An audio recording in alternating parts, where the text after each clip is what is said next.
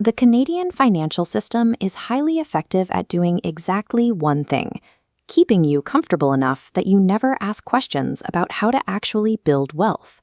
Most people follow a standard script. You go to a bank, you open a basic checking account, and you're sold a high-fee mutual fund that barely keeps pace with inflation. Deviate from that script, and here is what happens.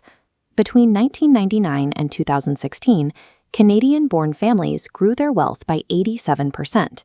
During that same window, immigrant families in the country for a decade grew theirs by 134%. This gap exists because these families prioritize different financial outcomes, often ignoring the standard bank advice to find edges the system doesn't advertise.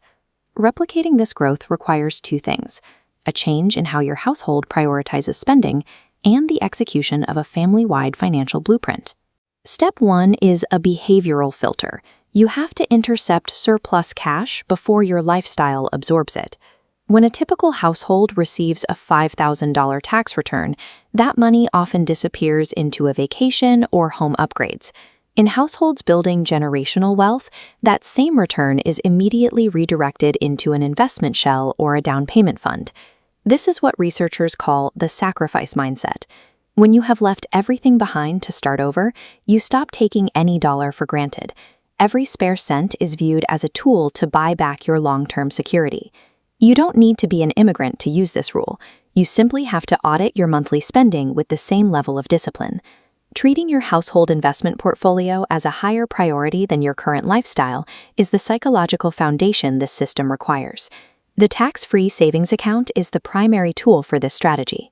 Despite the name, it is not a place for cash savings. It is an investment shell that prevents the government from taxing your capital gains.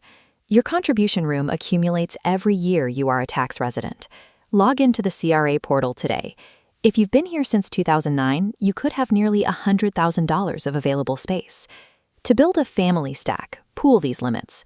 You have $95,000 of room, your spouse has $95,000, and your adult child has theirs.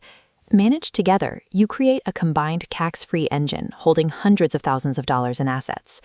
To make this work, you must move beyond a savings account and buy an S&P 500 index fund inside the TFSA so the money actually compounds. Management at the family level mathematically outpaces the traditional method of saving small amounts in isolated individual accounts. Next, we have to address the tax penalty that hits households where one partner earns significantly more than the other. Instead of both partners contributing to their own individual RRSPs, the higher earner should route their contributions into a spousal RRSP in the lower earner's name. This shift forces the tax system to recognize those funds under the lower earning partner's profile. When you retire and withdraw that money, it is taxed at that partner's lower marginal rate, which can save your family thousands of dollars in total taxes. Viewing the family as a single financial unit transforms a potential tax burden into a legal income-splitting advantage. Step 3 is a time-sensitive government grant. You should open a registered education savings plan the same week your child receives their social insurance number. Setting up an automated transfer of roughly $200 a month is the specific target needed to maximize the government's contribution. The government provides a 20% match on your contributions, which is $500 of free capital added to the account every year per child.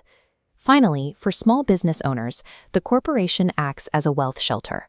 While personal tax rates can exceed 50%, small business corporate rates are significantly lower, around 12% in Ontario. Combining the RESP match with corporate tax efficiency creates streams of wealth that are effectively subsidized by the tax code. This is how a financial fortress is built: a pooled TFSA, optimized income splitting, and automated education grants. Families running this blueprint treat money as a way to ensure the next generation is rooted and doesn't have to start their lives from zero. Tonight, log into your CRA portal to verify your limits and hold a meeting to align your household's financial goals. Let me know in the comments, which part of this blueprint are you implementing first? The tools are accessible, and the rules are public. Building this level of freedom is a matter of execution, regardless of where you were born.